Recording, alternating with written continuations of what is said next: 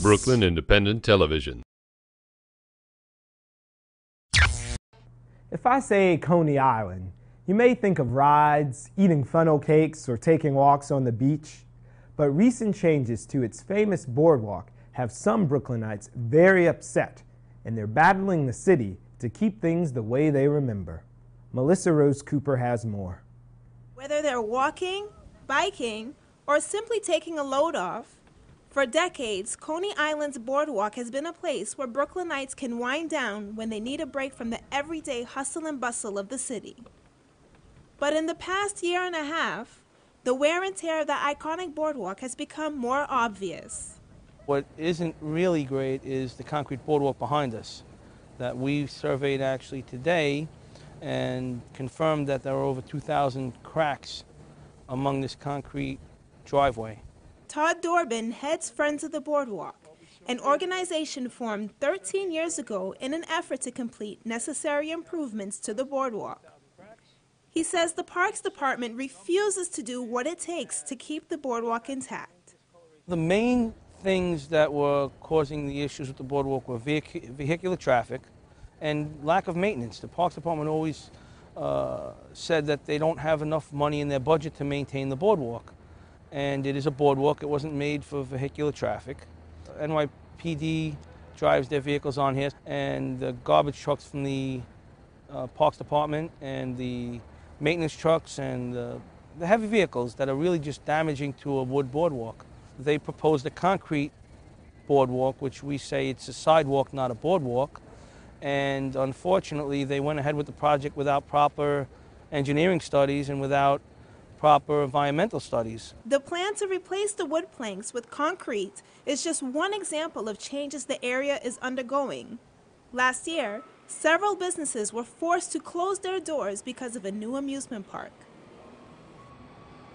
Coney Island's boardwalk is one of Brooklyn's most famous sites, but many people wonder if it can still be called a boardwalk without the wood. It's not a boardwalk anymore. It truly is a sidewalk. You can call it a boardwalk, but we know that's not the case. It's either a promenade at best or a sidewalk.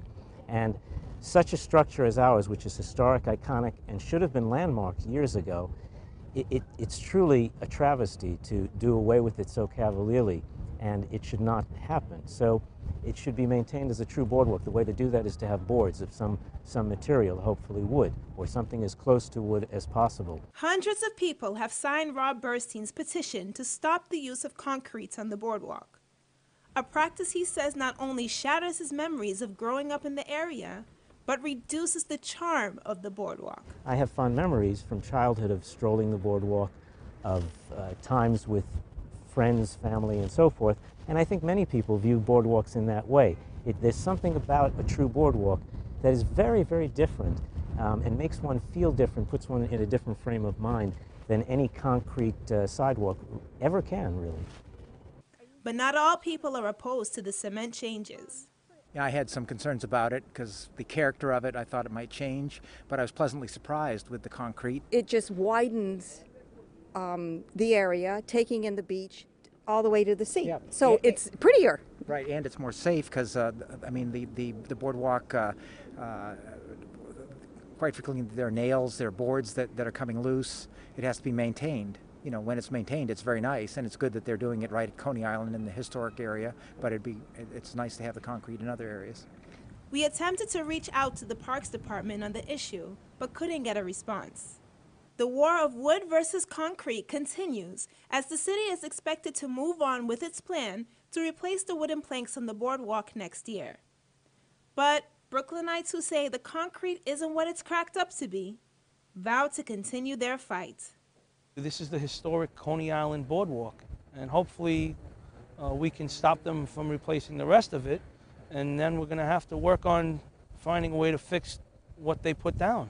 My vision is, it's very simple actually, and it's very conservative. It's to conserve a true boardwalk, a historic, iconic Coney Island boardwalk. For Brooklyn Review, I'm Melissa Rose Cooper.